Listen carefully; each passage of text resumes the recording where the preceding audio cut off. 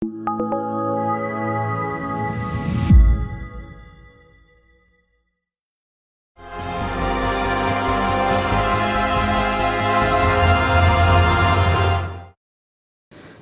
புஸ்தகம் 118வது அதிகாரம். இந்த அதிகாரத்தை தான் நாம் தியானிக்க போகிறோம். பரிசுத்த வேதாகமத்தினுடைய மைய அதிகாரம், இந்த சென்டர் சாப்டர் இதுதான். நீங்க தமிழ் ஆங்கில மொழிபெயர்ப்புகளில் பார்த்தீங்கன்னா 117 மைய அதிகாரம்னு கொடுத்திருப்பாங்க. ஆனால் நான் சொல்லுவது எபிரேய தோல் சுருள்களின் அடிப்படையில், மூல பாஷையில் அமைந்த வேதாகமத்தினுடைய அடிப்படையில் இதுதான் பரிசுத்த வேதாகமத்தினுடைய மைய அதிகாரம். அதைத்தான் இன்றைக்கு தியானிக்க போகிறோம். ஹல்லேலூயா. கர்த்தருடைய தேசத்தில் நிகழ்ந்த சில காரியங்களை பின்னணிகளோடு கூட உங்களோடு கூட பகிர்ந்து கொள்ள விரும்புகிறேன். நான் சொல்லுகிற சில காரியங்கள், இன்னும் சொல்லப்போனால் பல காரியங்கள் நீங்கள் இதுக்கு முன்பு கேள்விப்பற்றாத காரியமாக இருக்கிறதுனால அது உங்களுக்கு புதுசு போல தெரியும், வேதத்தில் இல்லாதது போல கூட தெரியும். ஆனால் நான் உங்களுக்கு பிறகு விளக்க வசனங்களை சொல்லுகிற போது அதை நீங்கள் விளங்கிக் கொள்ள முடியும் என்று நம்புகிறேன். சரி, கர்த்தருடைய தேசமான இஸ்ரவேல் தேசத்தில் பெத்லஹேம் அப்படின்னு சொல்லிட்டு ஒரு கிராமம் ஒன்று இருந்தது, இப்பொழுதும் இருக்கிறது. அந்த கிராமத்தில் ஈசாய் என்று சொல்லி ஒரு மனிதர் ஒருவர் இருந்தார். இஸ்ரவேலிலேயே மிகப்பெரிய செல்வந்தன், மல்டி மில்லியனியர். இஸ்ரவேல்ல மிகப்பெரிய செல்வந்தன் அந்த ஈசாய். ஆதி நாட்கள்ல பெத்லஹேமுடைய நிலக்கிழார் அல்லது ஜமீன் பரம்பரைன்னு சொல்லப்படக்கூடிய அளவுக்கு செல்வங்கள் மிகுந்த போவாசினுடைய பேரன் தான் இந்த ஈசாய். போவாஸ் ரூத் தம்பதிக்கு பிறந்த மகனுடைய மகன். போவாஸுக்கும் ரூத்துக்கும் இந்த ஈசாய் பேரன். போவாஸினுடைய அத்தனை சொத்துகளுக்கும் இவன் தான் வாரிசு, மல்டி மில்லியனியர். இஸ்ரவேல்ல ஈசாய் அப்படிங்கிற பேரை சொன்னா தெரியாத ஆட்கள் இருக்க மாட்டாங்க. இஸ்ரவேலுடைய ராஜா சவுலின் இடத்திலேயே போய் கூட இவன் ஈசாய், ஈசாயின் குமாரன் அப்படின்னு சொன்னா சவுலுக்கு உடனே என்ன செய்யும்? ஈசாய்னா யாருன்னு தெரியும்.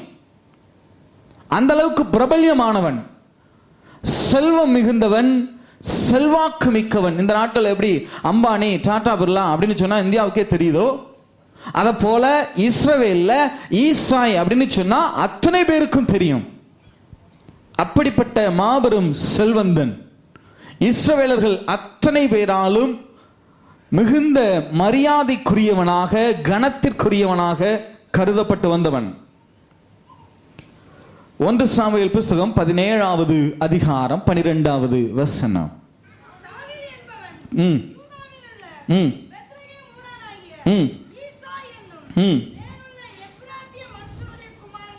இருந்தான். ஈசாய்க்கு 8 குமாரர்கள் இருந்தார்கள். சவுலின் நாட்களிலே மற்ற ஜனங்களுக்குள்ளே வயது சென்ற கிழவனாய் இருக்கிறவங்களே இஸ்ரவேலிலேயே மதிப்பிற்குரியவனாக கருதப்பட்டவன் இந்த ஈசாய். இஸ்ரவேலிலே செல்வந்தன், இஸ்ரவேலிலேயே செல்வாக்கு மிகுந்தவன். அவனுக்கு 7 குமாரர்கள் இருந்தார்கள். எத்தனை குமாரர்கள்? என்ன பிரதர் இங்க 8 போட்டிருக்கு, நீங்க 7 தானே சொல்றீங்கன்னா அந்த 8க்கு தான் வரப்போறேன். அந்த 8 எப்படி வந்துச்சுங்கிறது தான் விஷயம். 7 குமாரர்கள் இருந்தார்கள். செல்வம் இருக்கு, செல்வாக்கு இருக்கு, நல்லா தான் வாழ்க்கை போயிட்டு இருந்தது ஈசாய்க்கு. ஈசாயினுடைய வாழ்க்கையில புயல் ஒன்று வீச ஆரம்பித்தது. இந்த ஈசாய் யாருன்னு சொன்னா, இஸ்ரவேல்ல நியாயாதிபதிகளுடைய சங்கம், எபிரேயத்துல சனகிரீம் அப்படின்னு சொல்லுவாங்க, தமிழ்ல ஆலோசனை சங்கம்னு சொல்லுவாங்க. அந்த ஆலோசனை சங்கத்துக்கு தலைவனாக இருந்தவன் இந்த ஈசாய். எபிரேய தோல் சுருள்கள்ல அது பதிவு செய்யப்பட்டிருக்கு. யாசேரின் புஸ்தகம் என்று சொல்லப்படக்கூடிய வேதத்தினுடைய ஒரு ரெஃபரன்ஸ் புக்ல அது பதிவு செய்யப்பட்டிருக்கு. சனகரீம் சங்கம் என்று சொல்லப்படக்கூடிய ஆலோசனை சங்கத்துக்கு தலைவனாக இருந்தவன் மோசேயின் நாட்கள்ல உருவாக்கப்பட்ட அந்த ஆலோசனை சங்கத்துக்கு, செனகரிம் சங்கத்துக்கு தலைவனாக இருந்தவன் இந்த ஈசாய். பதவி, பணம், அதிகாரம் எல்லாம் இருக்கு. இந்த சூழ்நிலையில ஈசாயினுடைய வாழ்க்கையில ஒரு புயல் ஒன்று வீச ஆரம்பித்தது. என்னன்னு சொன்னா, செனகரிம் சங்கத்தில் இருந்தவங்க, ஆலோசனை சங்கத்தில் இருந்தவங்க ஈசாயை பார்த்து கேள்வி எழுப்ப ஆரம்பித்தார்கள். என்ன கேட்டாங்கன்னா, ஈசாயை பார்த்து அவங்க கேட்டாங்க, உன்னுடைய தாத்தாவான போவாஸ் ஒரு பெண்ணை திருமணம் செய்திருந்தார். யார் அந்த பெண்? யார்? போவாஸ் யாரை திருமணம் செஞ்சிருந்தாரு? ரூத். அந்த ரூத் ஒரு யூத பெண்மணி அல்ல, இஸ்ரவேலை சேர்ந்தவள் அல்ல. அவள் ஒரு மோவாபிய ஸ்திரீ, புறஜாதி பெண். இப்ப என்ன பிரச்சனைனா, எல்லாரும் ஈசாயை பார்த்து என்ன கேட்க ஆரம்பிச்சிட்டாங்க, போவாஸ் ஒரு புறஜாதி பெண்ணை திருமணம் செய்திருந்தார், ஒரு ரூத் என்கிற மோவாபிய ஸ்திரீயை திருமணம் செய்திருந்தார். மோவாபிய ஸ்திரீயினுடைய வம்சத்திலே பிறந்த நீ உண்மையாகவே இஸ்ரவேலன் தானா? உண்மையாகவே நீ யூதன் தானா? எங்களுக்கு உன்னுடைய பிறப்பிலே, யூத குடியுரிமையிலே எங்களுக்கு சந்தேகம் இருக்கிறது. நீ யூதனா இஸ்ரவேலனான்னு எங்களுக்கு சந்தேகம் இருக்கு.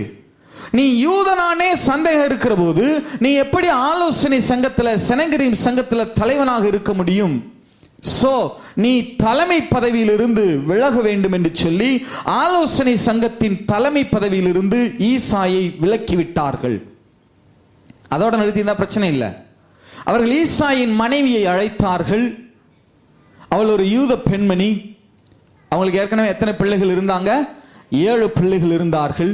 இப்ப ஈசாயின் மனைவியை அவங்க பார்த்து சொன்னாங்க, உன்னுடைய கணவன் ஈசாய் ஒரு இஸ்ரவேலனா யூதனான்னு எங்களுக்கு சந்தேகம் இருக்கிறது. ஒரு யூதனான்னு சந்தேகம் இருக்கிற ஒருவனோடு கூட இனி நீ வாழக்கூடாது.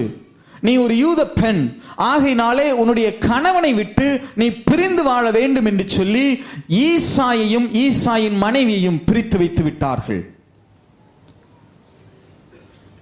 ஈசாய்க்கு பெருத்த அவமானம். எப்படி ஆகிலும் தன்னுடைய யூத குடியுரிமையை காப்பாற்றிக் கொள்ள வேண்டும் என்று விரும்பினார். எப்படி ஆகிலும் தன்னுடைய யூத குடியுரிமையை காப்பாற்றி இழந்த பதவியை பெற்றுவிட வேண்டும் என்று விரும்பினார். அவர் ஒரு தந்திரம் செய்தார். தன்னுடைய மனைவி ஆகிய ஈசாய்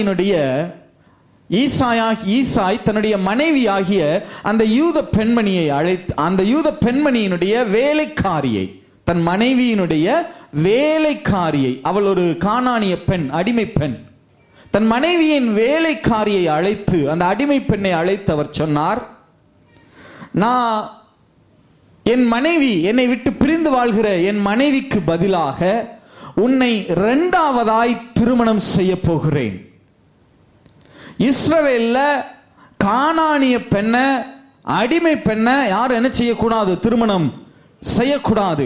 ஆனா நான் உன்னை அப்படி திருமணம் செய்ய போகிறேன். அப்படி செய்கிற போது இஸ்ரவேல்ல நிச்சயமா அது பிரச்சனை உண்டாகும். எல்லாரும் என்னை பார்த்து கேள்வி கேட்பாங்க, நீ எப்படி கானானிய பெண்ணை திருமணம் செய்யலான்னு. உடனே நான் என்ன செய்வேன்? நியாய பிரமாணத்தின்படி தள்ளுதற் சீட்டை எழுதி கொடுத்து, இந்த பெண்ணை நான் தள்ளி விடுகிறேன்னு சொல்லி உனக்கு நான் தள்ளுதற் சீட்டை எழுதி கொடுத்து உன்னை தள்ளி விட்டுறேன், உனக்கு அடிமைத்தனத்திலிருந்து விடுதலை தந்துடுறேன். இஸ்ரவேலர்கள் என்ன நினைப்பாங்க? ஈசாய் கர்த்தருடைய நியாய பிரமாணத்தின்படி வாழ்கிறான், நம்ம சொன்ன உடனே அந்த பெண்ணை தள்ளி விட்டுட்டான், நியாய பிரமாணத்தின்படி நடக்கிற இவனை தலைவனாக கொள்ளுவாங்கன்னு சொல்லி என்னை அவங்க அங்கீகரிப்பாங்கன்னு சொல்லி ரொம்ப சீப்பா ஒரு ஐடியா பண்ணார். நியாய பிரமாணத்தை கடைபிடிக்கிறவன் போல தன்னை காட்டிக்கொள்ள விரும்பினார். இந்த நாட்கள்ல அரசியல்வாதிகள் பண்ணுவாங்கல்ல, அது மாதிரி ஒரு பாலிடிக்ஸ் பண்ண விரும்பினார். தன்னுடைய மனைவியின் வேலைக்காரி இடத்திலே அவர் இப்படி சொன்னார். இந்த வேலைக்காரி நேர போய் தன் எஜமாட்டியிடம், ஈசாயின் மனைவியிடம் அதை சொல்லிவிட்டாள். ஈசாயின் மனைவி அந்த வேலைக்காரியை பார்த்து சொன்னால், நீ இந்த விஷயத்தை வேற யார்ட்ட என்ன செஞ்சிடாத, சொல்லிடாதன்னு சொல்லிட்டு தன்னுடைய கணவன் அந்த வேலைக்காரியை எந்த இரவிலே திருமணம் செய்வான் அப்படின்னு சொல்லி இருந்தானோ, அவங்க இரவுல தான் திருமணம் செய்வாங்க, அந்த இரவிலே வேலைக்காரியின் வேஷத்தை தரித்து கொண்டு, அடிமையின் வேஷத்தை தரித்து கொண்டு ஈசாயின் மனைவி ஈசாயினிடத்தில் இரண்டாவிசையாய் பிரவேசித்தார். ஏற்கனவே அவங்களுக்கு 7 குமாரர்கள் இருக்கிறாங்க. இப்ப வேலைக்காரியின் வேஷத்தை தரித்து கொண்டு அவங்க திருமணத்தின் போது என்ன செய்வாங்கன்னா முக்காடு போட்டிருப்பாங்க. பெண் யாருன்னு என்ன செய்ய முடியாது, தெரியாது. அதனாலதான் யாக்கோபால ராகேலா லேயாலான்னு என்ன செய்ய முடியல, கண்டுபிடிக்க முடியல. இவங்க இப்ப ஈசாயின் மனைவி என்ன செய்கிறாள், வேலைக்காரியின் வேஷத்தை தரித்து முக்காடு போட்டுக்கொண்டு தன் கணவனிடத்திலே பிரவேசித்தாள். அதன் மூலம் ஈசாயின் மனைவி 8வது குழந்தைக்கு தாயானாள். இஸ்ரவேல்ல பிரளயமே உண்டாயிருச்சு. கணவனை விட்டு பிரிந்து வாழ்கிற ஈசாயின் மனைவி எப்படி கர்ப்பம் தரிக்க முடியும்? அவள் வேசித்தனம் பண்ணினாலோ அவளை கல்லறிந்து கொள்ள வேண்டும். ஆலோசனை சங்கத்துக்கு, சனகரிம் சங்கத்துக்கு அழைத்து கொண்டு வாருங்கள்னு சொல்லி சனகரிம் சங்கத்துக்கு முன்பாக கொண்டு வந்து ஈசாயின் மனைவியை நிறுத்தி விட்டார்கள். ஈசாயின் மனைவியை பார்த்து கேள்வி கேட்டாங்க, நீ வேசித்தனம் பண்ணினாயா, எப்படி கர்ப்பம் தரிக்க முடியும்? ஈசாயின் மனைவி நடந்த எல்லா காரியங்களையும் அறிவித்தாள். அதாவது ஈசாயின் மனைவி ஒரு விதத்திலே செய்தது சரினாலும் இன்னொரு விதத்திலே அது தவறுதான். தன் கணவனுக்கே தெரியாம அவனிடத்திலே குழந்தையை என்ன செய்தால், பெற்றெடுத்தாள். அதனாலதான் அந்த 8வது பிள்ளை பின் நாட்கள்ல 51வது சங்கீதத்திலே பாடுகிற போது அவன் சொல்லுகிறான், என் தாய் என்னை பாவத்தில் கர்ப்பம் தரித்தாள். அவன் சொல்றது காரணம் தான். ஒரு விதத்துல ஈசாயின் மனைவி செஞ்சது சரினாலும் இன்னொரு விதத்துல இது தவறுதான். கணவனுக்கே தெரியாம அவனை ஏமாற்றி அவனிடத்தில் என்ன செய்தால், குழந்தையை பெற்றெடுத்தார். இஸ்ரவேல்ல சனகரிம் சங்கத்துக்கு முன்பாக இந்த காரியம் அம்பலமானது. ஈசாய்க்கு பெருத்த அவமானம். ஆலோசனை சங்கத்துக்கு முன்பாக, சனகரிம் சங்கத்துக்கு முன்பாக ஈசாய் எழுந்து நின்று பேச ஆரம்பித்தார். எனக்கு ஏற்கனவே 7 குமாரர்கள் இருக்கிறார்கள். எனக்கு ஏற்கனவே 7 குமாரர்கள் இருக்கிறார்கள். இப்பொழுது என்னுடைய மனைவி 8வது குழந்தைக்கு தாயாகி இருக்கிறாள். ஆனால் இந்த பிள்ளைய நான் என்னுடைய சொந்த பிள்ளையாக அங்கீகரிக்க போவதில்லை. இந்த பிள்ளைய என்னுடைய குமாரனாக நான் அங்கீகரிக்க போவதில்லை. அவனுக்கு யூத குடியுரிமையை நான் கொடுக்க போவதில்லை. என்னுடைய குமாரன் என்கிற சுதந்திரத்தை நான் அவனுக்கு கொடுக்க போவதில்லை. அவனை ஒரு அடிமையாக, புறஜாதியானாக நான் வளர்க்க போகிறேன். இப்ப எனக்கு பிறக்க போகிற இந்த 8வது பிள்ளை என்னை பொறுத்த மட்டில் இவன் ஒரு புறஜாதியான். என்னை பொறுத்த மட்டில் இவன் ஒரு அடிமை. என்னுடைய வீடு எனக்கு முன்பே இருக்கிற என்னுடைய 7 குமாரர்களாலும் தான் கட்டப்படும். இந்த 8வது பிள்ளை தள்ளப்பட்ட கல் அப்படின்னு டிக்ளேர் பண்ணிட்டார். 8வது குழந்தை என்ன கல்லாம்? குழந்தைன்னு என்ன செய்யல, பிறக்கல. எங்கதான் இருக்கு? கர்ப்பத்துல தான் இருக்கு. எங்கதான் இருக்கு? கர்ப்பத்துல தான் இருக்கு. கர்ப்பத்துல இருந்த போதே அவனுடைய தகப்பன் இந்த பிள்ளை எனக்கு வேண்டாம் என்று சொல்லி தூக்கி எறிஞ்சான். இந்த பிள்ளை எனக்கு வேண்டாம், இவன் என்னுடைய பார்வையிலே ஒரு அடிமை, என்னுடைய பார்வையிலே ஒரு புறஜாதியான். கர்ப்பத்தில் இருக்கிறப்பவே தூக்கி எறியப்பட்டான். சங்கீத புஸ்தகம் 22வது அதிகாரம் 10வது வசனம். கர்ப்பத்திலிருந்து வெளிப்பட்ட போதே உமது சார்பில் விழுந்தேன்.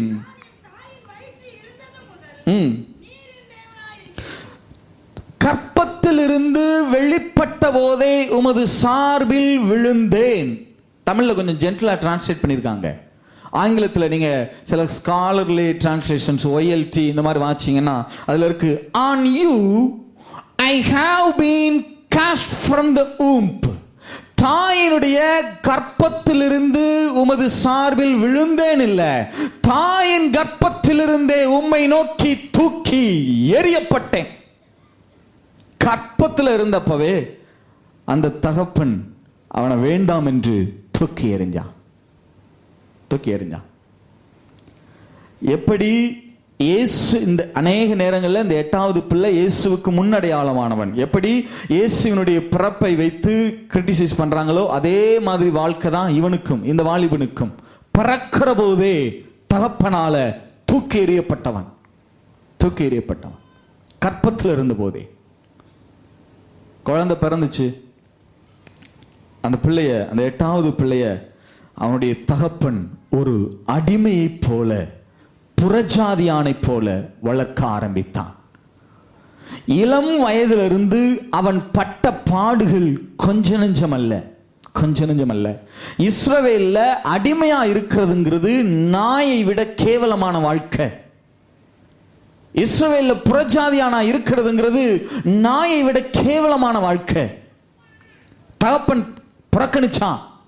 இஸ்ரவேலுடைய அந்த சமுதாய அடிப்படையின்படி தகப்பனை மீறி தாய் எதுவுமே என்ன செய்ய முடியாது. தகப்பனுக்கு தான் அதிக அதிகாரம். தகப்பன் ஒன்று சொன்னா, அந்த வீட்டில் கணவன் ஒன்று சொன்னா மனைவி அதுக்கு என்ன செய்தாக வேண்டும்? கீழ்ப்படிய வேண்டும். கணவன் எப்படி நடத்துகிறானோ அப்படித்தான் மனைவியும் நடந்து கொள்ள வேண்டும். இது சமுதாயம். இப்ப கணவன் ஈசாய் அந்த பிள்ளைய புறக்கணிக்கிறதுனால இப்ப யாரும் புறக்கணிக்க வேண்டி இருக்கு? தாயும் புறக்கணிக்க வேண்டி இருக்கிறது. சங்கீத புஸ்தகம் 27வது அதிகாரம் 10வது வசனம்.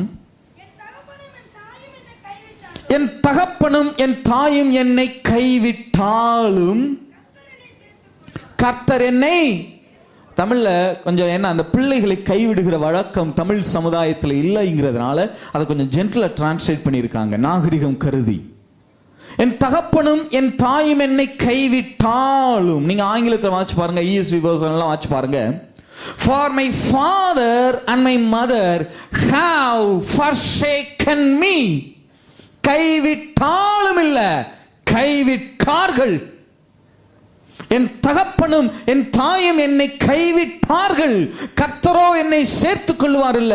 ஒரிஜினல் எபிரேயத்தில் இருக்கு, என் தகப்பனும் என் தாயும் என்னை கைவிட்டார்கள், கர்த்தரோ என்னை தமக்கென்று தத்தெடுத்துக் கொள்வார். He will adopt me. தகப்பன் புறக்கணிச்சான், தாய் புறக்கணித்தாள். தகப்பன் தாய் தான் புறக்கணிச்சாங்கன்னா, இந்த கூட பிறந்தாங்க பாருங்க 8 பேர் 7 பேர், இவனுக்கு முன்னாடி இருக்கிற 7 பேர், அவங்க பண்ண பாடு, அவங்க இவனை படுத்தின பாடு இருக்கே. சங்கீத புஸ்தகம் 69வது அதிகாரம் 8வது வசனம். அவன் சொல்லுகிறான், என் சகோதரருக்கு வேற்று மனுஷனும் என் தாயின் பிள்ளைகளுக்கு அந்நியனுமானேன். அவங்க வேற யாரும் இல்ல, என்னுடைய தகப்பனுடைய பிள்ளைகள், என்னுடைய சகோதரர்கள். ஆனா என்னைய வேற்று மனுஷனாய் பார்க்கிறார்கள். என்னுடைய தாயின் பிள்ளைகள் தான், என்னுடைய அதே நான் என்னை ஈன்றெடுத்த அதே கர்ப்பம் தான் அவர்களையும் ஈன்றெடுத்தது. அதே கர்ப்பத்திலிருந்து தான் பிறந்தவங்க. என்னுடைய தாயின் பிள்ளைகள் தான். ஆனா என்னைய அந்நியனா பார்க்கிறாங்க, ஒரு புறஜாதியானை போல பார்க்கிறாங்க. தகப்பன் புறக்கணிக்கிறான், தாய் புறக்கணிக்கிறாள். சகோதரர்கள் அவனை வேற்று மனுஷனா, யாரோ எவரோ போல, ஒரு அந்நியனை போல. அப்படிலாம் அனுபவிச்சிருக்கீங்களா நீங்க? தகப்பன் புறக்கணித்து, தாய் புறக்கணித்து, உங்க சொந்த கூட பிறந்தவங்க, வேற யாரெல்லாம் இல்ல, உங்க சொந்த கூட பிறந்தவங்க, அதே தாயினுடைய கர்ப்பத்தில் பிறந்தவங்க உங்களை புறக்கணித்து யாரோ எவரோ போல பார்த்து நடத்தின அனுபவங்கள் இருக்கா? இருக்கு. அதனாலதான் ஆவியானவர் இந்த வார்த்தையை சொல்றாங்க. என்னுடைய தகப்பன் பெற்றெடுத்தவங்க தான், என் குடும்பத்தில் பிறந்தவங்க தான், என்னுடைய சொந்த ரத்தம் தான். ஆனா என்னைய வேற்று மனுஷனாய் யாரோ ஒரு அந்நியரை பார்க்கறது போல என்னை பார்க்கறாங்க. அவன் பட்ட பாடுகள் கொஞ்ச நெஞ்சம் அல்ல. புறக்கணிப்பின் உச்சத்தில் இருந்தவன், ரிஜெக்ஷன், புறக்கணிப்பின் உச்சத்தில் இருந்தவன். இயேசுவை குறித்தும் வேதம் அப்படித்தான் சொல்லுது இல்லையா? இயேசுவை குறித்தும் ஏசாயா 53 சொல்லப்பட்டிருக்கு, அவர் புறக்கணிக்கப்பட்டவரும் மனுஷரால் அசட்டை பண்ணப்பட்டவரும். அப்புறம் தான் பாடு அனுபவித்தவர், துக்கம் நிறைந்தவர். பாடு துக்கம்லாம் அப்புறம் தான். முதல்ல அவருடைய பிரச்சனை என்ன தெரியுமா? அவர் புறக்கணிக்கப்பட்டவர். அதே தான் அந்த வாலிபனுடைய வாழ்க்கையும். அத்தனை பேராலும் புறக்கணிக்கப்பட்ட மனுஷன். இஸ்ரவேல்ல அடிமையா இருக்கிறதுங்கிறது சாதாரண விஷயம் அல்ல. ஒரு குடும்பத்தில் இருக்கிற அந்த உரிமையாளர்கள் முதல்ல சாப்பிடுவாங்க. அதற்கு பிறகு வேலைக்காரிகள் சாப்பிடுவாங்க. அதுக்கு பிறகுதான் அடிமைகள் சாப்பிட வேண்டும். இவன் அடிமைன்னு கூட சொல்ல முடியாது, அடிமைகளுக்கெல்லாம் அடிமை. ஒவ்வொரு வேளை சாப்பாட்டிற்கும் கையேந்தி நிற்க வேண்டிய சூழல். அதான் அவனுடைய வாழ்க்கை. வீட்டுக்குள்ள பந்தி நடந்து கொண்டிருக்கும், கொழுத்த கன்று அடிக்கப்பட்டு வீட்டுக்குள்ள பந்தி நடந்து கொண்டிருக்கும். ஆனா வெளியில இவன் அநேக நேரங்களில் பசியா இருந்ததுண்டு, பட்டினியா இருந்ததுண்டு. எதுவும் இல்லைன்னா பிரச்சனை இல்லை, எதுவும் இல்லைன்னா பிரச்சனை இல்லை. வீட்டில் ஆஸ்தியும் ஐஸ்வர்யமோ கொட்டி கிடக்கு, ஆனால் எதையுமே இவன் அனுபவிக்க முடியாது, எதையுமே இவன் அனுபவிக்க முடியாது. ஆக்சுவலா ஒரு வீட்டில் கடைக்குட்டி தான் என்ன குட்டி? செல்லக்குட்டி இல்ல, கடைசி பிள்ளை தான் செல்ல பிள்ளை. இவன் செல்ல குமாரனா இருக்க வேண்டியவன், ஆனா எதையுமே என்ன செய்ய முடியாது. எல்லாவற்றையும் உடைய பிதாவின் செல்ல குமாரன் தான் இவன், அப்படிதான் இருந்திருக்கணும்.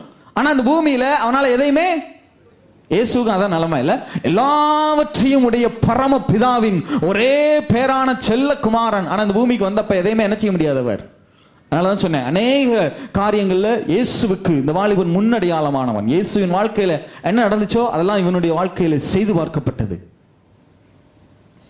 ஆனா சாப்பாடு கிடையாது, ஆனா ஆடை கிடையாது. அவன் பட்ட பாடுகளுக்கு அளவில். அப்படிலாம் அனுபவிச்சிருக்கீங்களா நீங்க? உங்க அண்ணன் தம்பி உங்களை புறக்கணிச்சு, அவங்க நினைச்சா உங்களுக்கு எவ்வளவு வேண்டுமானாலும் உதவி செய்ய முடியும், அவ்வளவு இருக்கு அவங்க கிட்ட. ஆனா உதவி செய்ய மாட்டாங்க. அதான் அந்த வாலிபனுடைய சூழல். இளம் வயதிலிருந்து எத்தனை தரமும் பசியா இருந்ததுண்டு, பட்டினியா இருந்ததுண்டு.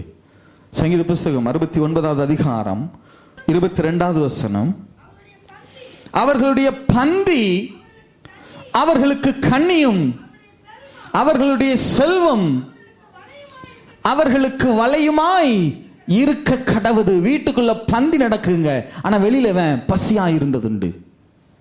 இவனுக்கு இவனுடைய தகப்பன் கொடுத்த வேலை என்ன தெரியுமா? என்ன வேலை சொல்லுங்க, என்ன வேலை? சத்தமா சொல்லுங்க. ஆடு மேய்க்கிற வேலை. வீட்டில் நூற்றுக்கணக்கான வேலைக்காரர்கள் உண்டு, வேலைக்காரிகள் உண்டு, அடிமைகள் உண்டு. இவங்களையெல்லாம் விட்டுட்டு ஆடு மேய்க்கிறதுக்கு இவங்க தகப்பன் யாரைத்தான் அனுப்புனா தெரியுமா? இந்த 8வது பிள்ளைய. அது எப்படிப்பட்ட இடங்களுக்கு அனுப்புவானா? சிங்கமும் கரடியும் இருக்கிற ஆபத்தான இடங்களுக்கு தான் இவன் அனுப்புவானா. காரணம் என்னன்னா, சிங்கமோ கரடியோ இவன் அடிச்சு என்ன செஞ்சிடும்?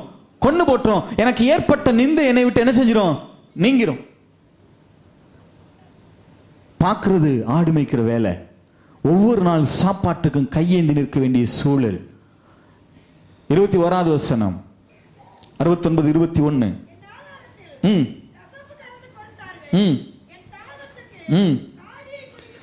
இவன் ஆடு மேய்ச்சிட்டு வருகிறப்ப ஏதாவது ஒரு ரீசன் சொல்லி இவனுக்கு எவ்ரிடே பனிஷ்மெண்ட் தான். இஸ்ரவேல்ல அடிமையை பனிஷ் பண்ணணும்னா என்ன செய்வாங்கன்னா, தண்டிக்கணும்னா என்ன செய்வாங்கன்னா, அடிமைகள் சாப்பிட்ற சாப்பாடே புளிச்ச சாதம் தான் சாப்பிடுவாங்க.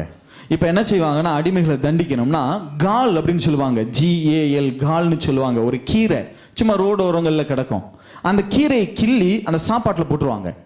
போட்ட செகண்ட்ல அந்த உணவு முழுவதும் கசப்பாய் மாறிவிடும். எவ்ரிடே இவனுக்கு ஏதாவது ஒரு காரணம் சொல்லி இவனுடைய ஆகாரத்தில் என்ன கலந்துட்டே இருக்காங்க? கசப்பு. இவனுக்கு குடிக்கிறதுக்கு அந்த காடிங்கிற கசப்பான திரவத்தை தான் இவனுக்கு கொடுப்பாங்க. அந்த காடியை குடிச்சா வயிற்று வலி, பயங்கரமான பெயின் இருக்கும். அவன் அதை குடிச்சிட்டு, அந்த கசப்பான ஆகாரத்தை சாப்பிட்டுட்டு அந்த காடியை குடிச்சிட்டு இரவு முழுவதும் தூங்காம பல நேரங்கள் அவன் அழுது கொண்டிருந்ததுண்டு. அவன் சொல்லுகிறான், ரா முழுவதும் என்னுடைய படுக்கையை கண்ணீரால் நனைக்கிறேன், ரா முழுவதும் அழுது கொண்டிருக்கிறேன். எத்தனை தருணங்கள். ஆனா சாப்பாடு இல்லை, ஆனா ஆடை இல்லை. தகப்பன் புறக்கணிக்கிறான், தாய் புறக்கணிக்கிறாள், சகோதரர்கள் புறக்கணிக்கிறாங்க. அதாவது ஒரு மனுஷனுடைய நம்பிக்கையின் அச்சாரமே எங்க ஆரம்பமாகிறதுனா குடும்பத்துல தான். இல்ல, ஒரு மனுஷனுடைய நம்பிக்கையே இதுதான், குடும்பம் தான். ஆனா அந்த குடும்பம் அவனை புறக்கணிக்கிறதுனால மற்றவர்கள் அவங்கள பார்க்கிற பார்வை இருக்கு பாருங்க, அது கொஞ்சம் நெஞ்சம் கிடையாது. உங்களுடைய குடும்பம் உங்களுக்கு கொடுக்க வேண்டிய அங்கீகாரத்தை, உங்களுக்கு கொடுக்க வேண்டிய கனத்தை கொடுக்காததுனால மற்றவர்கள் உங்களை பார்க்கிற பார்வை இருக்கு பாருங்க. அந்த வாலிபன் சொல்லுகிறான், சங்கீத புஸ்தகம் 69:20 வாசிங்க பார்க்கலாம். பிளந்தது, வேதனைப்படுகிறேன்,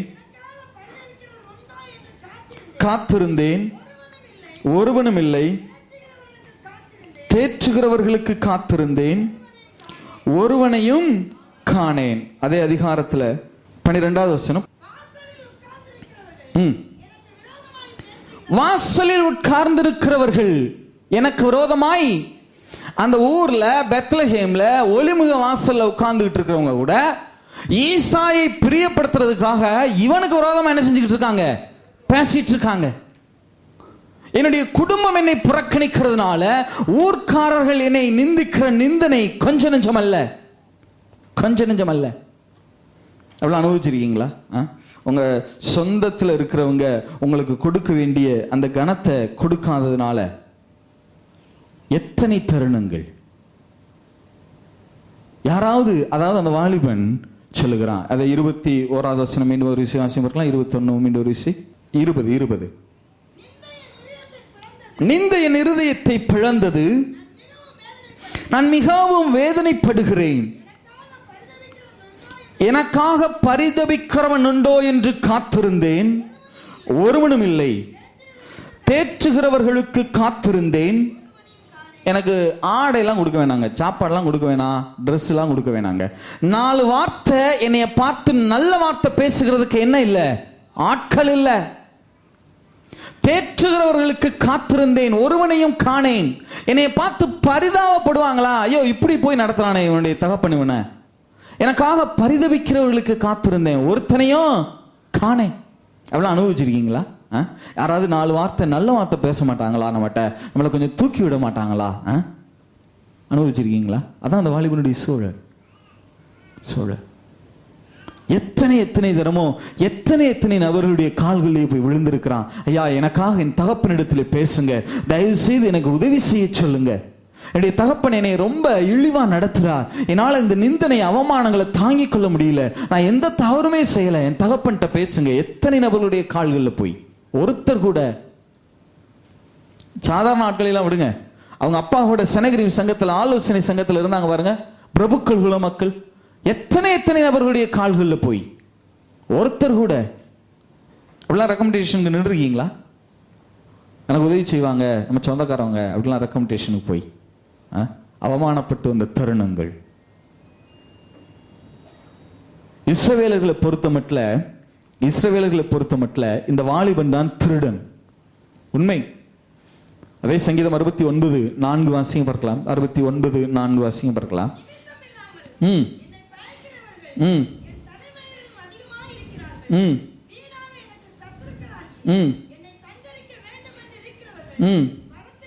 பலத்திருக்கிறார்கள், நான் எடுத்துக்கொள்ளாததை. இஸ்ரவேலர்களை பொறுத்த மட்டும், பெத்லஹேம் ஊர்க்காரர்களை பொறுத்த மட்டும் இவன் தான் கள்ளன், திருடன் இவன் தான். யார் விட்டு ஆடாது எங்கேயாவது காணாம போச்சுன்னா நேரா இவன்ட்ட தான் வந்து கேட்பாங்க, நீ தான் ஆட்டை எடுத்த, என்ன செய்ய கொடு. இல்லைங்க நான் பார்க்கவே இல்லைங்க, உங்க ஆடுக்கு எனக்கு சம்மந்தமே இல்லைங்க, அதை நான் பார்க்கவே இல்லை, அதெல்லாம் எங்களுக்கு தெரியாது, நீ தான் ஆட்டை எடுத்த, என்ன செய்ய கொடு. நான் எடுத்துக்கொள்ளாததை கொடுக்க வேண்டியதாயிற்று. நான் எடுக்கவே இல்லைங்க, ஆனா என்கிட்ட இருந்து வாங்கி போயிட்டாங்க. ஆடு குறைஞ்சு வீட்டுக்கு எண்ணிக்கை குறைஞ்சு, ஆடு குறைஞ்ச எண்ணிக்கையோட வீட்டுக்கு போனான்னா அன்னைக்கு சாப்பாடுல என்ன கலந்துருவாங்க? கசப்பு. கள்வர்களில் ஒருவனாக இயேசு கிறிஸ்து அப்படித்தானே சொல்லப்படுது. அவர் கள்வர்களில் ஒருவனாக எண்ணப்பட்டார். கள்வர்களில் ஒருவனா. இஸ்ரவேல்ல தெரியுமா உங்களுக்கு? இஸ்ரவேலர்களை பொறுத்த மட்டும் தகப்பன் புறக்கணிக்கிறான், தாய் புறக்கணிக்கிறாள், சகோதரர்கள் புறக்கணிக்கிறாங்க, ஊர்க்காரங்க இவனை திருடனா பாக்குறாங்க. இஸ்ரவேல்ல ஒருத்தனை சபிக்கணும்னா எப்படி ஜெயிப்பான் தெரியுமா? அந்த வாலிபன் சொல்லுகிற பாடம், எனக்கு நிறைய நேரம் இல்லை வசனங்கள் எடுக்க, நான் காரியத்தை மட்டும் சொல்றேன். அவன் சொல்லுகிறான், என்னை முன்னிட்டு சபிக்கிறார்கள், என்னை முன்னிட்டு நிந்திக்கிறார்கள். இஸ்ரவேல்ல யாரையாவது சபிக்கணும்னா எப்படி ஜெயிப்பாங்க தெரியுமா? நீ தாவீதை போல் ஆவாயாக. இஸ்ரவேல் ஒட்டுமொத்த இஸ்ரவேலாலும் சாபமாக எண்ணப்பட்டவன். ஒட்டுமொத்த இஸ்ரவேலும் இவனை சாபமா நினைக்குது. இயேசுவும் அப்படித்தானே சொல்றாங்க, அவர் நமக்காக சாபமானா. இஸ்ரவேலுக்கு இவன் தான் சாபம். யாரையாவது ஜபிக்கணும்னா நீ தாவீதை போல ஆவாயாக. அப்படிலாம் அனுபவிச்சிருக்கீங்களா? இந்த குடும்பத்தை என்ன சாபம் பிடிச்சு ஆட்டுதோ, என்ன பீடை பிடிச்சு ஆட்டுதோ, அப்படிலாம் அனுபவிச்சிருக்கீங்களா? அதான் அவனுடைய ஒரு நிலைமை. ஒரு நாள் இல்லைங்க, 2 நாள் அல்ல, அவன் பட்ட பாடுகள் கொஞ்ச நெஞ்சம் அல்ல.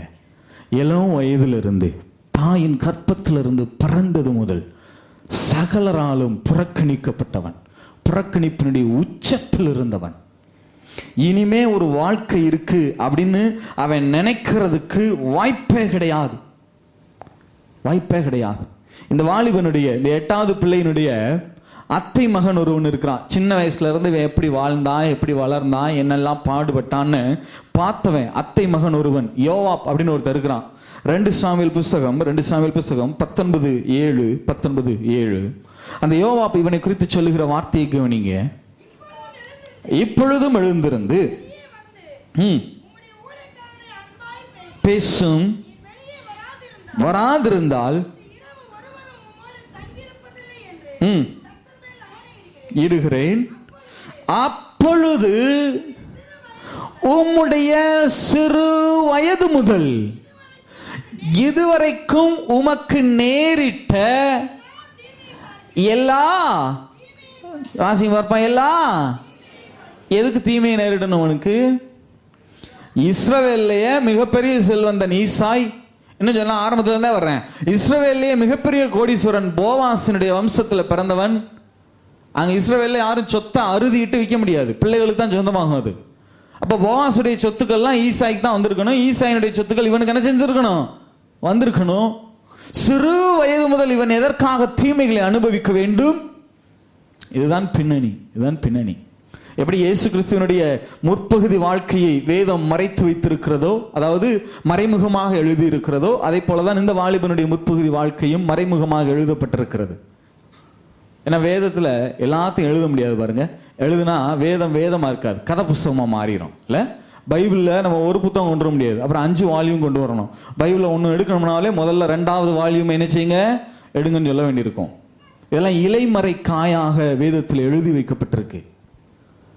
புறக்கணிப்பின் உச்சத்தில் இருந்தவன் சிறு வயது தொடங்கி அவன் பட்ட பாடுகளுக்கு அளவில்லை. 1 வருஷம் இல்லை, 2 வருஷம் இல்லை, இனிமே வாழ்க்கை மலரும், இனிமே ஒரு வாழ்க்கை இருக்குன்னு சொல்லி அவன் நினைக்கிறதுக்கு வாய்ப்பே இல்லை. ஏன்னா தகப்பன் இஸ்ரவேல்லே பெரிய ஆளு, அவனை மீறி யாரும் எதுவுமே என்ன செய்ய முடியாது. இனிமே நமக்கு ஒரு வாழ்க்கை இருக்குன்னு சொல்லி அவன் யோசிக்கவே வாய்ப்பில்லை. That was impossible. அப்படி இருந்த நேரம் அப்போ திடீரென்று சொல்லி ஒரு சம்பவம் ஒன்று நடந்தது. 1 சாமுவேல் புஸ்தகம் 16வது அதிகாரம் 1வது வசனத்திலிருந்து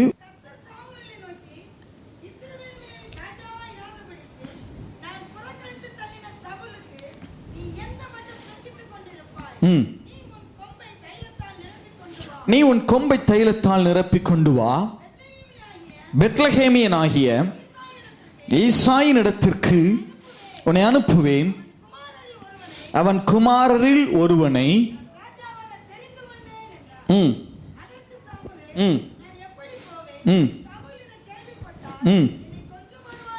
என்னை கொன்று போடுவானே என்றான். அப்பொழுது கர்த்தருக்கு பலியிட வந்தேன் என்று சொல்லி அழைப்பாயாக. இந்த வசனத்தை எல்லாரும் சேர்ந்து வாசிங்க பார்க்கலாம். இதை வாசிங்க, எல்லாரும் சேர்ந்து வாசிங்க. அப்பொழுது சேர்ந்து வாசிங்க. நீ செய்ய வேண்டியதை நான் உனக்கு அறிவிப்பேன். நீ செய்ய வேண்டியதை நான் உனக்கு அறிவிப்பேன். நான் உனக்கு சொல்லுகிறவனை எனக்காக. ஒரு நிமிஷம் நிறுத்தி நிதானமா. நான் உனக்கு சொல்லுகிறவனை சேர்ந்து வாசிங்க வருமா? மீண்டும் ஒரு எல்லாரும். நான் உனக்கு சொல்லுகிறவனை எனக்காக. என்னவா? எனக்காக. சத்தமா சொல்லுங்க. எனக்காக. சத்தமா சொல்லுங்க. எனக்காக. சத்தமா சொல்லுங்க. எனக்காக. தகப்பன் புறக்கணித்த அந்த மனுஷன் யாருக்காகவா? கர்த்தருக்காக. தாய் புறக்கணித்த அந்த மனுஷன் யாருக்காகவா? சகோதரர்கள் புறக்கணித்த அந்த மனுஷன் யாருக்காகவா? கர்த்தருக்காக. அல்லேலூயா. நல்லா யோசிச்சு பாருங்களேன். வானத்தையும் பூமியையும் படைத்த தெய்வம் சொல்ற வார்த்தையாங்க அது. அவர் அவனை பார்த்து சொல்றான் பாருங்க, அவன் எனக்காக. அல்லேலூயா. தெய்வம் இந்த வார்த்தை வேற யாரை பார்த்து சொல்லல. தகப்பன் புறக்கணிச்சான், தாய் புறக்கணித்தாள், சகோதரர்கள் புறக்கணிச்சாங்க, ஊர்க்காரங்க புறக்கணிச்சாங்க. இஸ்ரவேலே அவனை சாபமா நினைக்குது. அவனை பார்த்து கர்த்தர் சொல்றார், அவன் எனக்காக. அல்லேலூயா, அல்லேலூயா. புறக்கணிப்பினுடைய உச்சத்தில் இருந்தவனை பார்த்து தெய்வம் சொல்ற வார்த்தை, அவன் எனக்காக. நான் சும்மாவாது அதை எடுத்து வாசிக்கிறது உண்டு. நம்ம ஊழியக்காரங்க, டீச்சர், ப்ரீச்சர் அதெல்லாம் அப்புறம். முதல்ல நம்ம யாருக்காக? அவருக்காக. உங்க தகப்பன் உங்களை புறக்கணிக்கிறாங்களா? தாய் உங்களை புறக்கணிக்கிறாங்களா? ஏன்னே தெரியல பிரதர், என்னை மட்டும் இருக்கிறாங்க. சகோதரர்கள், உங்க கூட வேலை பார்க்குறவங்க, ஊர்க்காரங்க, சொசைட்டி உங்களை புறக்கணிக்கிறாங்களா? ஏன் தெரியுமா? ஏன் தெரியுமா? அதுக்கு ஒரு காரணம் இருக்கு.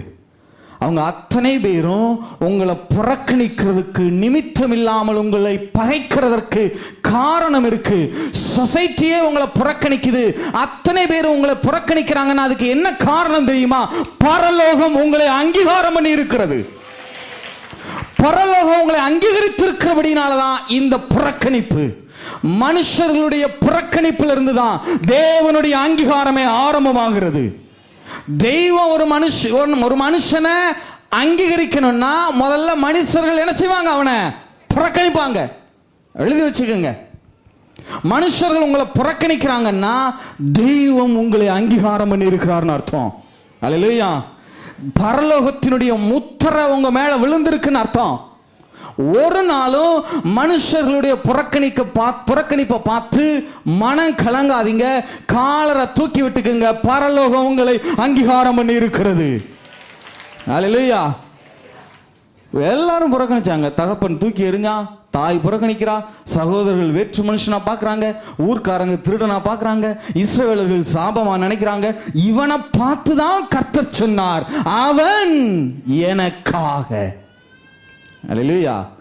மனிதர்கள் நம்மளை புறக்கணிக்கணும். புறக்கணிப்பாங்களா பிரதர்லாம் இல்லை, என்ன செய்வாங்க? கண்டிப்பா.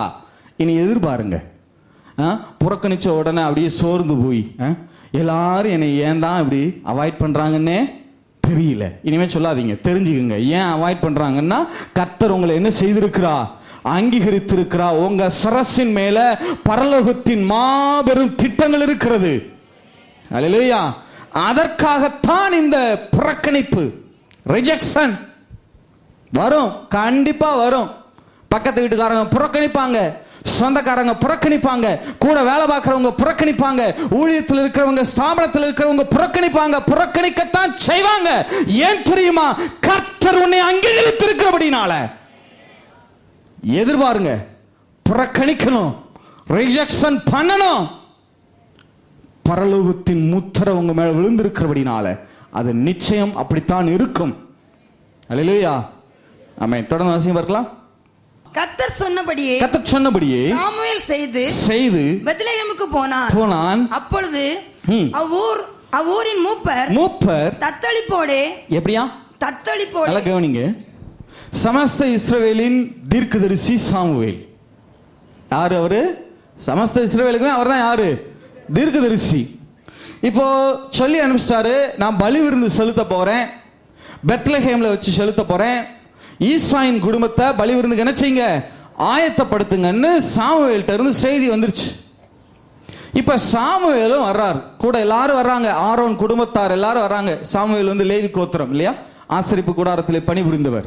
சாமுவேல் ஆரோன் குடும்பத்தார், அதாவது ஆசாரியர்கள், லேவியர்கள் எல்லாரும் புடைசூழ இப்ப சாமுவேல் வர்றார். இஸ்ரவேல்ல நீண்ட நாட்களுக்கு பிறகு ஒரு பலி விருந்து தேசமே கொண்டாட போகுது. வேத பண்டிதர்களின் கருத்துப்படி தேசமே அங்கு கூடி வந்திருந்தது. இஸ்ரவேல் நாடே அங்க என்ன செஞ்சிருந்தது? கூடி வந்திருந்தது. இப்ப எல்லாரும் கூடி வந்திருக்கிறாங்க. சாமுவேல் வருகிறார். பெத்லெகேம் ஊர்க்காரங்க இப்ப எப்படி போய் எதிர்கொண்டாங்களா? தத்தளிப்போடே. அப்படி எதிர்கொள்றது? சமஸ்த இஸ்ரவேலுக்கும் தீர்க்கதரிசி வந்தா தத்தளிப்போட எதிர்கொண்டு போகணுமா, சந்தோஷமா போகணுமா?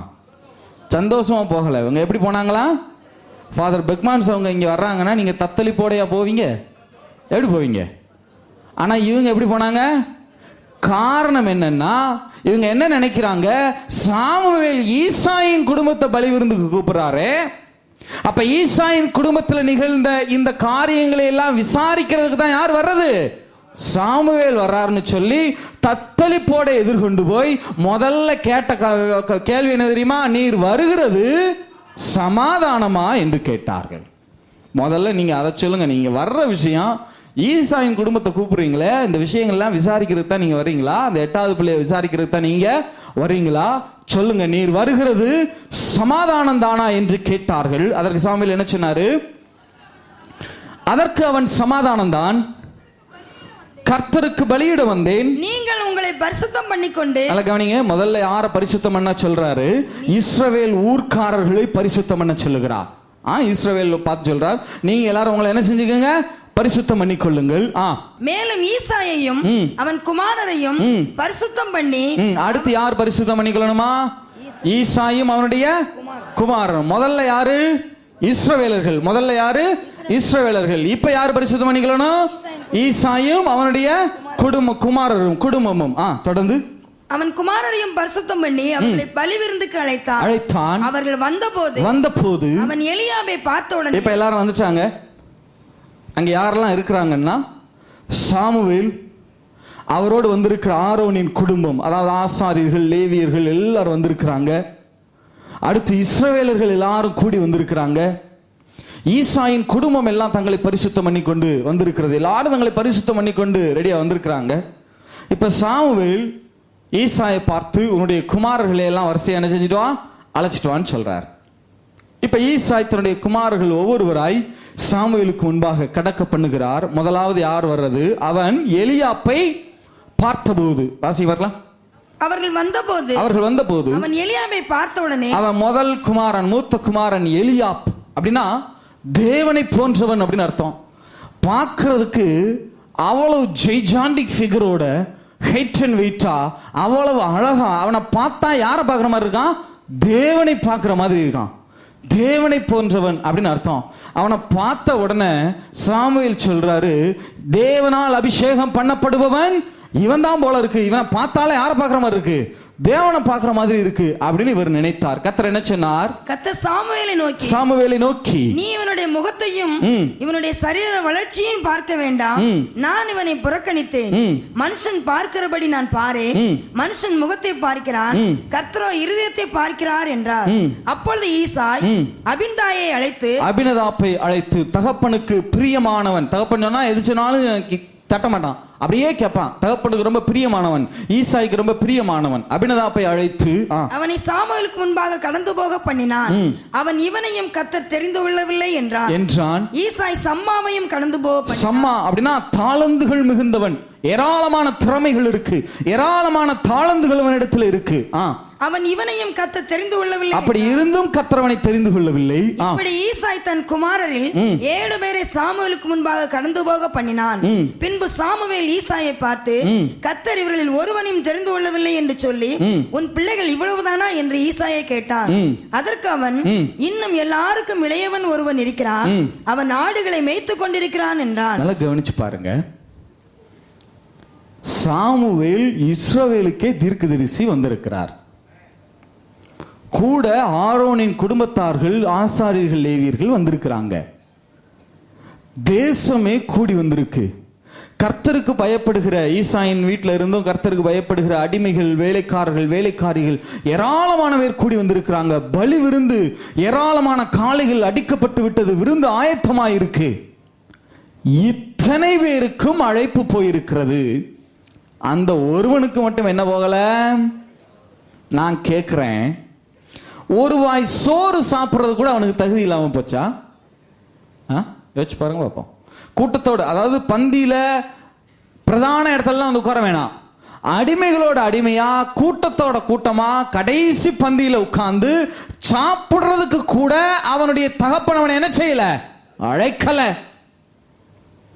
சாமுவேல் கேட்கிற வரைக்கும் சொல்லல. அப்படிலாம் அனுபவிச்சிருக்கீங்களா நீங்க? இன்விடேஷன் கொடுத்தா உங்களுக்கு தான் முதல் இன்விடேஷன் என்ன செஞ்சுக்கலாம், ஏன்னா நீங்க தான் அவங்களுக்கு அவ்வளவு நெருங்கின ரிலேஷன். ஆனா உங்களுக்கு என்ன செஞ்சிருக்காது, அழைப்பே யாரோ எங்கேயெல்லாம் தேடி போய் கொடுத்துருப்பாங்க. யாரோ எவரோ சொல்லி தான் உங்களுக்கே தெரியும் இப்படி ஒரு ஃபங்க்ஷன் நடக்குதுன்னே உங்களுக்கே தெரியும். அப்படிலாம் இருந்திருக்கா? யார் யாருக்கும் அழைப்பு போய் இருக்கிறது. அடிமைகள், வேலைக்காரர்கள், வேலைக்காரிகள் எத்தனையோ பேர் கூடி வந்திருக்கிறாங்க, ஆயிரக்கணக்கான பேர் கூடி வந்திருக்கிறாங்க. ஆனா அந்த குடும்பத்தில் இருக்கிற ஒருத்தனுக்கு என்ன போகல, அழைப்பு போகல. என்ன நடந்தது தெரியுமா? என்ன நடந்தது தெரியுமா? வாசிங்க பார்க்கலாம். அப்பொழுது சாமுவேல் ஈசாயை நோக்கி ஆள் அனுப்பி அவனை அழைப்பி எல்லாரும் சத்தமா வாசிங்க பார்க்கலாம். அவனை எனக்கு சத்தமே பத்தாது. அவனை தகப்பன் அழைக்கல, தாய் அழைக்கல, சகோதரர்கள் அழைக்கல, ஊர்க்காரர்கள் அழைக்கல. யார் அழைத்தார்களோ அழைக்கலையோ கர்த்தர் அழைத்தாரையா. அவன் வரணும். அவன் வந்தாத்தான் ஃபங்க்ஷன் நடக்கும். ஃபங்க்ஷனுக்கு ஹீரோவே அவன் தான். ஹல்லேலூயா. அவன் வந்தாத்தான் ஃபங்க்ஷன் என்ன செய்யும், நடக்கும். நீங்க வந்தாலாம் பத்தாது. சமஸ்த இஸ்ரவேலுக்கு சாமுவேல் தீர்க்கதரிசி பத்தாது. அவன் வரணும். அத்தனை பேராலும் புறக்கணிக்கப்பட்ட அந்த வாலிபன் தான் ஃபங்க்ஷனுக்கே யாரு, ஹீரோ. அவன் வந்தா தான் பலி விருந்து என்ன செய்யும், நடக்கும். யார் அழைத்தார்களோ அழைக்கலையோ கர்த்தர் அழைத்தாரையா. மனுஷர்கள் உங்களை கனப்படுத்தலைன்னு நினைக்காதீங்க. உங்களை கனப்படுத்துகிற ஒரு தேவன் இருக்கிறார். ஏற்ற நேரத்தில் அவர் உங்களுக்காக வைராக்கியமாய் பராக்கிரமமாய் எழும்பி நிற்பார். பாருங்க, யாவருடைய கண்கள் பார்க்க கர்த்தர் உங்களை கனப்படுத்துவா. அல்லேலூயா. ஆண்டவர் சொன்னார், இதெல்லாம் பத்தாது, அவன் வரணும். அவன் வந்தாத்தான் ஃபங்க்ஷன் என்ன செய்யும், ஆள் அனுப்பி அவனை அழைப்பி இங்கே வரமட்டும் நான் வந்திருக்க மாட்டேன் என்றான். நான் ஆள் அனுப்பி அவனை அழைப்பித்தான். ஆள் அனுப்பி என்ன செஞ்சானா, அவனை அழைப்பி. நான் கேட்கிறேன், அவனை கலெக்டர் ஆபீஸ்ல வேலை பார்த்தான். சேரை போட்டு டேபிள் கீழே ஃபேனு கீழே உட்காந்துருக்கு. எங்க இருக்கு, என்ன வேலை பார்த்தான்? அவன் எந்த கம்மாயில நின்னானோ, எந்த வயக்காட்டுல நின்னானோ. ஈசா சொல்லியிருப்பார் சாமுவேல்ட்ட, ஐயா நீங்க சொல்றதெல்லாம் சரி, அவன் ஆடு மேய்க்கிறவன் எங்க இருப்பான்னு எனக்கு என்ன செய்யாது, இதெல்லாம் பேசாத. ஆள் அனுப்பி அவனை என்ன செய்ய, தேடு. இஸ்ரவேலே போய் தேடட்டும். எல்லா இடங்களையும் போய் என்ன செய்யுங்க, தேடுங்க. அவன் என்ன செய்யணும், வரணும். யார் யாரெல்லாம் அவனை அவாய்ட் பண்ணாங்களோ அத்தனை பேரும் அவனை தேடி போகும்படி கர்த்தர் சூழ்நிலையை மாற்றி காட்டினான். யார் யாரெல்லாம் உங்களை அவாய்ட் பண்ணாங்களோ, உங்களை ரிஜெக்ட் பண்ணாங்களோ, வேண்டான்னு சொன்னாங்களோ அத்தனை பேரும் உங்களை தேடி வரும்படி கர்த்தர் மாற்றி காட்டுவா. சூழ்நிலை தலைகீழாய் மாறும். அல்லேலூயா. அத்தனை பேரும் போய் என்ன செய்றாங்க, தேடுறாங்க. அவன்கிட்ட போய் கேட்டிருந்தா தாவீது என்ன சொல்லியிருப்பான், எப்பா உன்னை கூப்பிடுறாருப்பா. அட போப்பா, நீ வேற, எங்க அப்பா என்னை வீட்டு பக்கமே, உங்க அப்பா உன்னை கூப்பிடலப்பா, சமஸ்த இஸ்ரவேலுக்குமே தீர்க்கதரிசி கூப்பிடுறாரப்பா. நீ வந்தாத்தான் பலி விருந்தே என்ன செய்யப்பட முடியுமா, அடிக்க முடியும். எவ்வளவு பெரிய கனவுத்தீங்களா? சரி, என்ன நடந்தது வாசிங்க பார்க்கலாம். சிவந்த மேனியும் அழகிய கண்களும். ஒரிஜினல்ல சிவந்த தலைமயிர், சிவந்த மேனி இல்ல, சிவந்த தலைமயிர். காடு மேடெல்லாம் அலைஞ்சு தலைமுடி எப்படி இருக்கு, செம்பட்டையா இருக்கு. அழகிய கண்களும், கண்கள் பார்க்கிறதற்கு அழகா இருக்கு. நல்ல ரூபமும் உள்ளவனா இருந்தான். கடின உழைப்பு நிமித்தம் உடற்கட்டு நல்ல வாகான உடல் இருக்கு. அப்பொழுது இப்ப நல்லா கவனிங்க, யாரெல்லாம் சிச்சுவேஷன் என்ன, யாரெல்லாம் இருக்கிறாங்க. சாமுவேல் ஆரோனின் குடும்பம், ஈசாயின் குடும்பம், சமஸ்த இஸ்ரவேலர்கள், கர்த்தருக்கு பயப்படுகிற அடிமைகள் எல்லாரும் தங்களை பரிசுத்தம் பண்ணி கொண்டு வந்து நிற்கிறாங்க. பரிசுத்தம் பண்ணாம அழுக்கான ஆடையோட, கந்தலான ஆடையோட, சம்பட்ட முடியோட வந்து நிக்கிறது யாரு? சிச்சுவேஷனை பார்த்துங்க. என்ன நடந்தது தெரியுமா? ஆசிங்க பார்க்கலாம். அப்பொழுது கர்த்தர் இவன் தான். அந்த வார்த்தையை பாருங்களேன், அந்த வார்த்தை ஒரு எக்ஸைட்மெண்டா உள்ள இருந்து வருது பாருங்க. இவனை பார்த்த மாத்திரத்துல நம்ம யாரையாவது தேடிட்டே இருந்தோம்னு வச்சுக்கோங்களேன், இல்ல ஒரு பொருள் எங்கேயாவது தேடிட்டே இருக்கோம், ரொம்ப நேரம் தேடிட்டு இருக்கோம், லேட்டா கண்டுபிடிக்கணும்னு வச்சுக்கோங்க. பார்த்த உடனே சொல்லுவோம் பாத்தீங்க, இந்த இங்க இருக்காங்க, இந்த இவங்க தான் அப்படின்னு சொல்லுவோம் பாத்தீங்களா. அதே போல அவருக்குள்ள இருந்து வருகிற வார்த்தை, இவனை பார்த்த மாத்திரத்துல அவருடைய உள்ளம் துள்ளுது, இவன் தான். என்ன சொன்னாரு? இவன் தான். நீ எழுந்து, இவன் நல்லா கவனிங்க, நீ எழுந்து. என்னவா? எழுந்து. சாமுவேல் சொன்னாரு, அவன் வருமட்டும் நான் என்ன செய்ய மாட்டேன், பந்தி இருக்க மாட்டேன்னு சொன்னார். பந்தி இருக்க மாட்டேன்னு சொன்னவர் எங்கே போய் உட்கார்ந்தாரு? கர்த்தர் வர பார்த்து நீ எழுந்துருன்னு சொல்றாரு. ரவிகள் என்ன சொல்லுவாங்கன்னா, இந்த வாலிபனை வீட்டுக்குள்ளே விட மாட்டாங்க. அப்படி ஒரு இக்கட்டான சூழ்நிலையில இவனை உள்ள விட வேண்டி இருந்துச்சுன்னு சொன்னா, இவனை எல்லாரோடையும் பந்தியில் உட்கார முடியாது. இவனுக்குன்னு சொல்லி ஒரு தனியா ஒரு ஆசனம் போட்டிருப்பாங்க. இவன் ஒதுக்கப்பட்டவன், தள்ளப்பட்டவன். இப்ப இவனுக்குன்னு போட்டிருக்கிற ஆசனத்துல யார் போய் உட்கார்ந்து இருக்கிறது? சாமுவேல் போய் உட்கார்ந்து இருக்கிறார். இப்ப சாமுவேலுக்கு முன்பாக இந்த வாலிபன் வந்த உடனே கர்த்தர், நல்லா கவனிச்சு பாருங்களேன், கர்த்தர் அவர் சாமுவேல் சாதாரண ஆள் இல்லை, சமஸ்த இஸ்ரவேலுக்கும் தீர்க்கதரிசி. அவரை பார்த்து கர்த்தர் சொல்றா, என் புள்ள வந்து நிக்கிறான், நீ என்ன செய்யக்கூடாது? எழுந்து. எவ்வளவு பெரிய கனவு பார்த்தீங்களா? நீ என்ன செய்யாத, உட்கார்ந்துட்டு இருக்க கூடாது, நீ எழுந்து. இவனை அபிஷேகம். நல்லா கவனிங்க, கர்த்தர் சாமுவேல் பக்கத்துல நின்னுட்டு நீ அவனை அபிஷேகம் பண்ணுன்னு சொல்லல. கர்த்தர் யார் பக்கத்துல நின்னா தெரியுமா? யார் தோள் மேல கை போட்டு நின்னா தெரியுமா? தாவீதின் தோள் மேல கை போட்டு கர்த்தர் சொன்னார், நீ எழுந்து இவனை அபிஷேகம் பண்ணு. மனுஷர்கள் புறக்கணிக்கிறாங்கன்னா உத்தரவாதம் பண்ணிக்கொள்ளுங்க, கர்த்தர் உங்க தோள் மேல கை போட்டு உங்க பக்கத்துல தான் நிக்கிறார். உங்க பக்கத்துல தான் நிக்கிறார். அவர் எங்கேயுமே போகல. மனுஷர்கள் உங்களை புறக்கணிச்சா உத்தரவாதம் பண்ணிக்கொள்ளுங்க, கர்த்தர் உங்க தோள் மேல கை போட்டு உங்க பக்கத்துல தான் நிக்கிறார். அல்லேலூயா. ஆண்டவர் சொன்னார், நீ எழுந்து இவனை அபிஷேகம் பண்ணு. அப்பொழுது சாமுவேல் தைலக்கொம்பை எடுத்து அவனை அவன் சகோதரன் நடுவிலே அபிஷேகம். எந்த சகோதரர்கள் நடுவில் புறக்கணிக்கப்பட்டானோ அதே சகோதரர்கள் நடுவில் கர்த்தர் அவனை அபிஷேகம். அப்ப தாவீது பாடின சங்கீதம் தான் இந்த 118வது சங்கீதம். உள்ள பெருக்கோடு ஆனந்த கண்ணீரோடு கண்கள்ல நீர் ததும்ப அவன் பாடின சங்கீதம் தான் இந்த 118வது. இப்பதான் நான் செய்திக்குள்ளே வர்றேன், சரியா? உங்களை 1 மணி தான் முடியும் பாத்துங்க, என்னன்னாலும் சரி. இப்ப உங்களுக்கு இந்த சங்கீதத்தினுடைய பேக்ரவுண்ட் தெரியுதா? இயேசுவை கிறிஸ்துன்னு சொல்றோம், மெசியா இல்ல, என்ன அர்த்தம்? அபிஷேகம். அதனாலதான் தாவீதை அபிஷேகம் பண்ணுகிற போது தாவீது பாடின சங்கீதத்தை கர்த்தர் வேதத்தின் மைய அதிகாரமா என்ன செய்திருக்கிறார்? வைத்திருக்கிறார். சரியா? சரி, இப்ப சங்கீதம் 118 எடுங்க பார்க்கலாம். வேகமாய் வாசிங்க பார்க்கலாம். எல்லாரும் சேர்ந்து வாசிங்க பார்க்கலாம். அவன் அந்த உள்ள களிப்போடு, நல்லா கவனிங்க, பரிசுத்தம் பண்ணிக்கொண்ட அத்தனை பேருடைய புறம்பான பரிசுத்தமும் அங்க எடுபடல. பரிசுத்தம் பண்ணிக்கொள்ளாம அத்தனை பேராலும் புறக்கணிக்கப்பட்ட மனுஷன் நடுவில் நிற்கிறான். அவனுடைய தலையில உச்ச தலையிலிருந்து உள்ளங்கால் வரைக்கும் எண்ணெய் வழிந்தோட உள்ள பெருக்கோடு ஆனந்த கண்ணீரோடு அவன் பாட ஆரம்பிக்கிறான். வாசிங்க பார்க்கலாம். கர்த்தரை துதியுங்கள், அவர் நல்லவர், அவர் கிருபை என்றும் உள்ளது, அவர் கிருபை என்றும் உள்ளது என்று அங்க யாரெல்லாம் கூடி இருக்கிறாங்க? இஸ்ரவேலர்கள். அவங்கள பார்த்து சொல்றான், நீங்க சொல்லுங்க அவர் கிருபை என்றும் உள்ளது என்று. தொடர்ந்து அவர் கிருபை என்றும் உள்ளது என்று, அவர் கிருபை என்றும் உள்ளது என்று ஆரோனின் குடும்பத்தார். அங்க இருக்கிற சாமுவேலோட வந்திருக்கிற ஆரோனின் குடும்பம், ஆசாரியர்கள், லேவியர்கள், அவங்கள பார்த்து சொல்றான், நீங்க சொல்லுங்க அவர் கிருபை என்றும் உள்ளது. அவர் கிருபை என்றும் உள்ளது என்று கர்த்தருக்கு பயப்படுவீர்கள் சொல்வார்களா? அவங்க வீட்டுல பிறந்து வளர்ந்த அடிமைகள், வேலைக்காரர்கள், வேலைக்காரிகளை பார்த்து சொல்றான், நீங்க சொல்லுங்க அவருடைய கிருபை என்றும் உள்ளது. நெருக்கத்திலிருந்து கர்த்தரை நோக்கி கூப்பிட்டேன், கர்த்தர் என்னை கேட்டருளி விசாலத்திலே வைத்தார். சாதாரண நெருக்கமாங்க அது.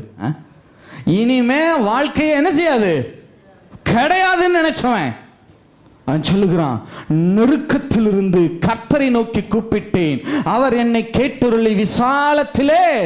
விசாலம்னா சாதாரண விசாலம் அல்ல. எத்தனை பேர் புறக்கணித்தார்களோ அத்தனை பேருக்கும் இப்ப கிங்கு யார்தான்? இந்த தாவீது. அல்லேலூயா. சாதாரண விசாரணத்தில் கர்த்தர் அவனை கொண்டு வந்து நிறுத்தலாங்க. நீங்க மனுஷர்களால சில நெருக்கங்களுக்குள்ள, சில உபத்திரவங்களுக்குள்ள போயிருந்திருக்கலாம், நான் இல்லைன்னு சொல்லலை. ஆனா உங்களுக்கு ஒரு உத்தரவாதம் உண்டு. நெருக்கம்னு ஒண்ணு இருந்துச்சுன்னா அடுத்தது விசாலம் தான். நீங்க அனுபவிக்கிற இந்த நெருக்கத்திலிருந்து உங்களுடைய விண்ணப்பங்களை கர்த்தர் கேட்டிருக்கிறார். நிச்சயமாய் உங்களை விசாலத்திலே கொண்டு வந்து நிறுத்துவா. அல்லேலூயா. நெருக்கத்திலிருந்து கர்த்தரை நோக்கி கூப்பிட்டேன், அவர் என்னை கேட்டருளி விசாலத்திலே கொண்டு வந்து வைத்தார். கர்த்தர் என் பட்சத்தில் இருக்கிறார், கர்த்தரின் பட்சத்தில் இருக்கிறார். நான் பயப்படேன். மனுஷன் எனக்கு என்ன செய்வான்? நீங்க என்னப்பா பண்ண முடியும்? என்ன வேணாலும் என்ன செஞ்சுக்குங்க, பண்ணிக்கங்க. கர்த்தர் என் பட்சத்தில் இருக்கிறார், நான் பயப்படேன். மனுஷன் எனக்கு என்ன செய்வான்? எனக்கு அனுகூலம் பண்ணுகிறவர்கள் நடுவில் கர்த்தர் என் பட்சத்தில் இருக்கிறார். என் சத்துருக்களின் சரிக்கட்டுதலை காண்பேன். மனுஷனை நம்புவதை பார்க்கிலும். அழகவனிங்க, இந்த வார்த்தை ரொம்ப முக்கியம். எத்தனை பேருடைய காலில் போய் விழுந்திருப்பேன் தெரியுமா? எனக்கு உதவி செய்யுங்கன்னு சொல்லி. மனுஷனை நம்புவதை பார்க்கிலும் கர்த்தர் பேரில் பற்றுதலாய் இருப்பதே. மனுஷர்களை விடுங்க. எங்க அப்பா கூட பிரபுக்கள் குல மக்கள், வெள்ளையும் சொல்லேமா பிரபுக்கள் குலமா இருந்தாங்கல்ல, எத்தனை பேருடைய கால்களில் போய். பிரபுக்களை நம்புவதை பார்க்கிலும் கர்த்தர் பேரில் பற்றுதலாய் இருப்பதே. நல்லா கவனிங்க. மனுஷர்கள் மேல உங்களுடைய நம்பிக்கையை ஒரு நாளும் என்ன செய்ய வேண்டாம். நல்லா கவனிங்க. சேர்ந்து வாழலாம், தவறில்லை. சேர்ந்து வாழுங்க, சேர்ந்து ஊழியம் செய்யுங்க, சேர்ந்து படிங்க. பட் ஒரு நாளும் அவர்களை சார்ந்து என்ன செஞ்சிடாதீங்க. அல்லேலூயா. மனுஷரை நம்புவதை பார்க்கிலும் கர்த்தர் பேரில் பற்றுதலா இருப்பதே.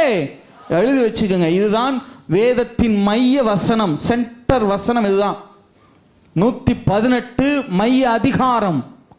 அதுல இருக்கிற 8வது வசனம் தான் வேதத்தினுடைய தோல் சுருள்களின் அடிப்படையில் வேதத்தினுடைய மைய வசனம். அதுல இருக்கு பாருங்க வார்த்தை, மனுஷரை நம்புவதை பார்க்கிலும் கர்த்தர்னு வருது இல்லையா? அந்த கர்த்தர் தான் நடு வார்த்தை. Centre chapter, centre verse, centre word எல்லாமே இதுல தான். 118 தான் மைய அதிகாரம். அதுல இருக்கிற 8வது வசனம் தான் மைய வசனம். அதுல இருக்கிற கர்த்தர் என்கிற வார்த்தை தான் என்ன வார்த்தை? மைய வார்த்தை. அவன் சொல்லுகிறான், மனுஷரை நம்புவதை பார்க்கிலும் கர்த்தர் பேரில் பற்றுதலா இருப்பதே நலம். பிரபுக்களை நம்புவதை பார்க்கிலும் பேரில் பற்றுதலா இருப்பதே நலம். எல்லா ஜாதியாரும் என்னை வளர்ந்து கொள்கிறார்கள். எல்லாரும் கேட்கறாங்க, எப்படி தாவீதை அபிஷேகம் பண்ணலாம்? அவன் ஒரு புறஜாதியானாச்சே, அவன் ஒரு அடிமையாச்சே, அவனை எப்படி அபிஷேகம் பண்ணலாம்? எல்லாரும் கேட்கறாங்க. கர்த்தருடைய நாமத்தினால் அவர்களை சங்கரிப்பேன். தேனீக்களை போல என்னை வளைந்து கொள்கிறார்கள், முள்ளில் பற்றின நெருப்பை போல அணைந்து போவார்கள். கர்த்தருடைய நாமத்தினால் அவர்களை சங்கரிப்பேன். நான் விழும்படி நீ என்னை தள்ளினாய், கர்த்தரோ எனக்கு உதவி செய்தார்.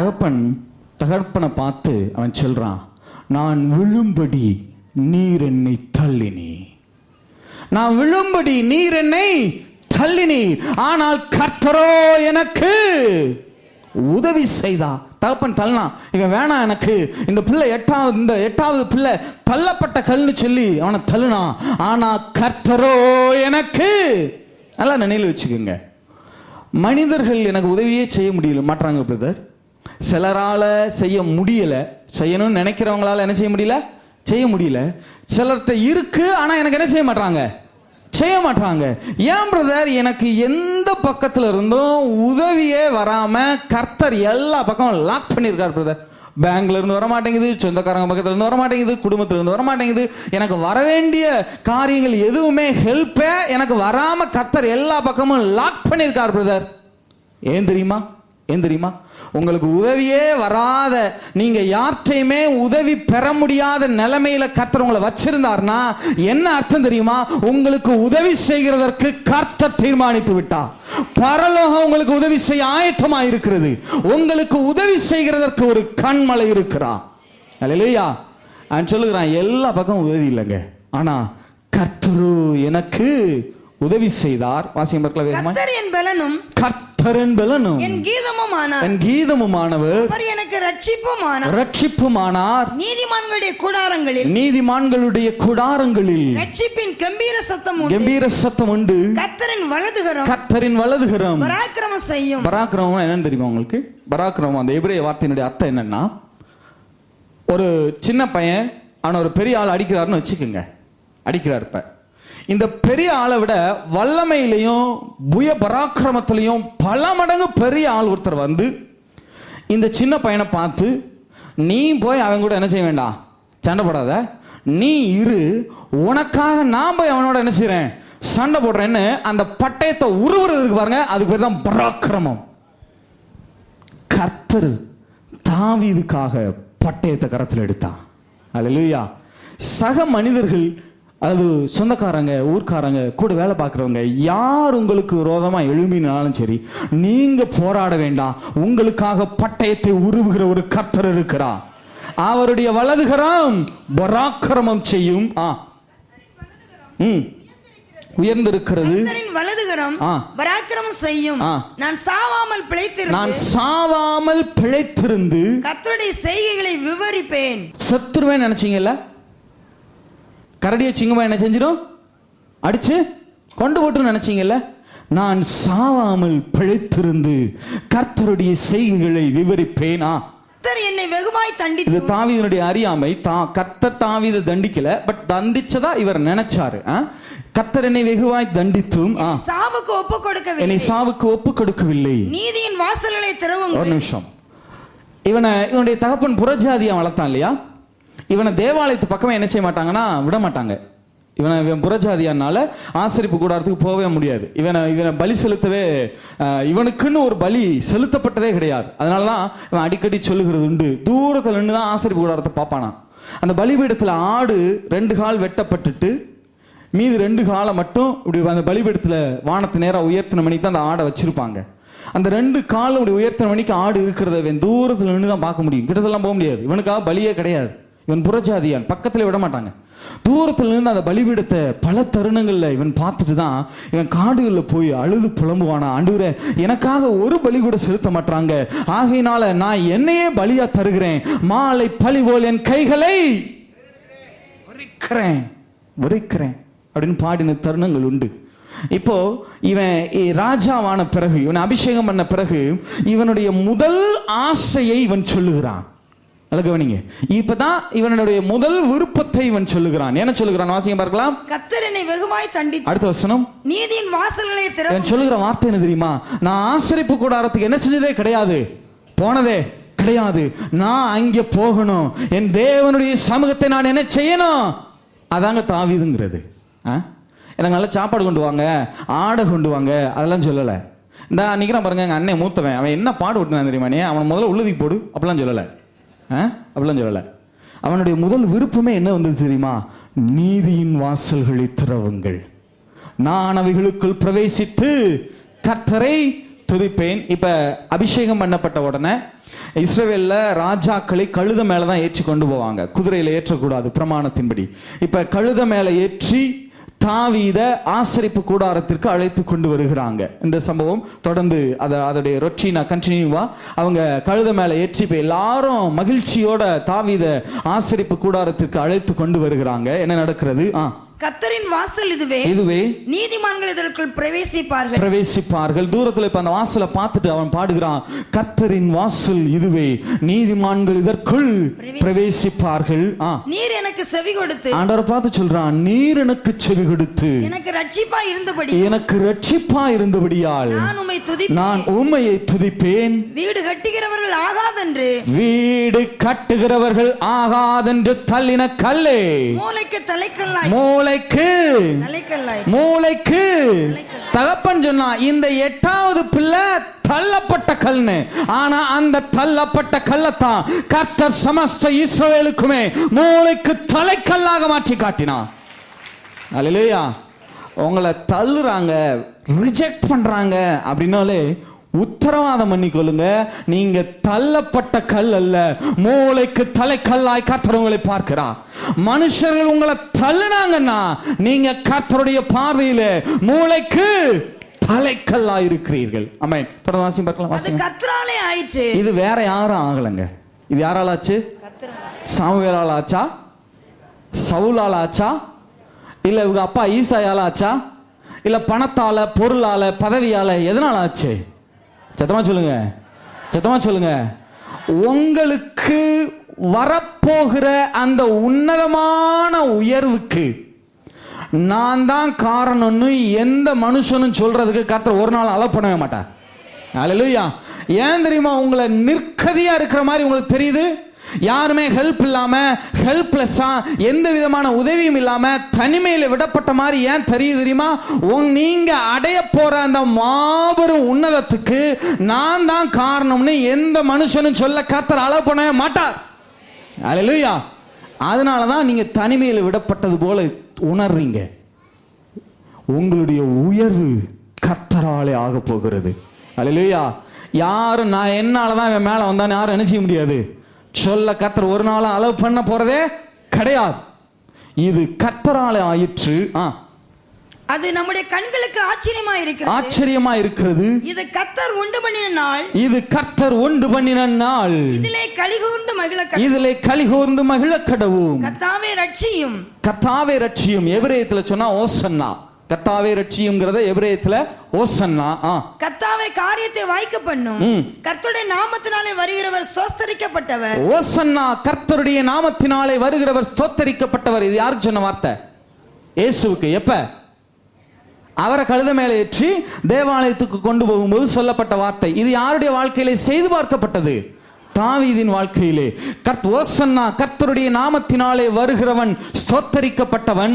கர்த்தருடைய ஆலயத்திலிருந்து உங்களை ஆசீர்வதிக்கிறோம். இப்ப நேரா ஆலயத்துக்கு வந்துட்டாங்க. கர்த்தருடைய ஆலயத்திலிருந்து உங்களை ஆசீர்வதிக்கிறோம். கர்த்தர் நம்மை பிரகாசிப்பிக்கிற தேவனாய் இருக்கிறார். அவன் சொல்லுகிறான், கர்த்தர் நம்மை பிரகாசிப்பிக்கிற தேவனாய் இருக்கிறார். பண்டிகை பலியை கொண்டு போய் எனக்காக இதுவரைக்கும் ஒரு பலி கூட என்ன செய்யப்பட்டது கிடையாது, செலுத்தப்படல. இப்ப முதல் விசையாய் பண்டிகை பலியை கொண்டு போய் பலிபீடத்தின் கயிறுகளில் கொம்புகளால் கட்டுங்கள். நீர் என் தேவன். ஆண்டவரை பார்த்து சொல்றான், நீரே என் தேவன், நான் உம்மையே துதிப்பேன். நீர் என் தேவன், நீரே என் தேவன், நான் உம்மையே உயர்த்துவேன். கர்த்தரை துதியுங்கள், அவர் நல்லவர், கிருபை என்றும் உள்ளது. ஆமென். இப்ப இந்த சங்கீதம் உங்களுக்கு ஓரளவாவது புரிந்திருக்கும் என்று நம்புகிறேன். உங்களுக்கு இப்ப இந்த சங்கீதம் புரிஞ்சிருச்சுன்னு சொன்னா உங்களுக்கு விளங்கின அளவுக்கு தக்கதா ஒரு ஆமென் சொல்லுங்க பாப்போம். ஆமென். சரி, இந்த சங்கீதத்தினுடைய பின்னணி தெரிந்தால்தான் தாவீதினுடைய கிட்டத்தட்ட 32 சங்கீதங்களுக்கு உங்களுக்கு பின்னணி விளங்கும். ஏன் அப்படிலாம் பாடுறாங்கிறதுக்கு உங்களுக்கு அர்த்தமே அப்பதான் என்ன செய்யும். அதனாலதான் இதை எடுத்தேன். சரி, எழுந்து நிற்போமா, எழுந்து நிற்போமா, எழுந்து நிற்போம். இந்த பூமியே உங்களை புறக்கணிச்சாலும் சரி, ஒரு நாளும் இனி ஒரு நாட்கள்ல கலங்கவே கலங்காதீங்க. மனுஷரை நம்புவதை பார்க்கிலும் கர்த்தர் பேரில் பற்றுதலாய் இருப்பதே. ஹல்லேலூயா. மனிதர்கள் உங்களை புறக்கணிக்கிறாங்கன்னா உத்தரவாதம் பண்ணிக்கொள்ளுங்க, கர்த்தர் உங்களை அங்கீகரித்திருக்கிறார். உங்க சரசின் மேல மாபெரும் திட்டங்கள் இருக்கிறது. தேவன் தம்முடைய திட்டங்களை உங்களை கொண்டுதான் நிறைவேற்ற போறார். உங்க மேலதான் அந்த பொறுப்பு விழுந்திருக்கிறது. ஹல்லேலூயா, ஹல்லேலூயா. இந்த பாடலை பாடலாமா? 2 கரங்களை வானத்திற்கு நேரா உயர்த்தி நான் உள்ளத்தின் ஆழத்திலிருந்து நான் கொண்ட திட்டங்கள் சிறிதாகிலும் பெரிதல்ல. உள்ளத்தின் ஆழத்திலிருந்து கொண்ட திட்டங்கள் சிறிதாகிலும் ஐயா எனக்காயும் திட்டங்கள் பெரிதல்லவோ. பொழுதில் இருந்து என்னை உயர்த்தி நீரே. ஆமென். ராஜாக்களோடு அமர்த்தி நீரே. உள்ளத்தின் ஆழத்திலிருந்து இருந்து என்னை உயர்த்தி நீரே. ராஜாக்களோடு அமரச் செய்தீர். கிருபைகளை என்னை நான் பாடுவேன். Yes yes father. ஆமாண்டவரே. அல்லேலூயா. Yes father. அல்லேலூயா. ஆமாண்டவரே. அல்லேலூயா. ஆமாண்டவரே. Yes father. உம்மை உயர்த்துவதே என்ற நோக்கம். ஆமென். பாடுவதே உள்ள தாழ சேர்ந்து ஆண்டவர் பார்த்து சொல்லுங்க பாப்போம். Yes yes yes. தாவீது சொன்னது போல நான் உம்மையே துதிக்க ஆண்டவரே, நீரே என் தேவன், நான் உம்மையே உயர்த்துவேன். திட்டங்கள் சிறிதாகிலும் ஐயா எனக்காய் உன் திட்டங்கள் பெரிதல்லவோ.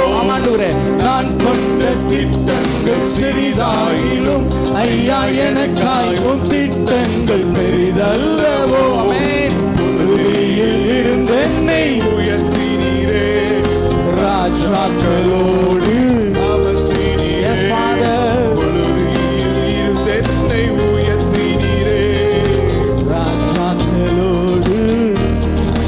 எத்தனை பேருக்குள்ள அந்த எஸ்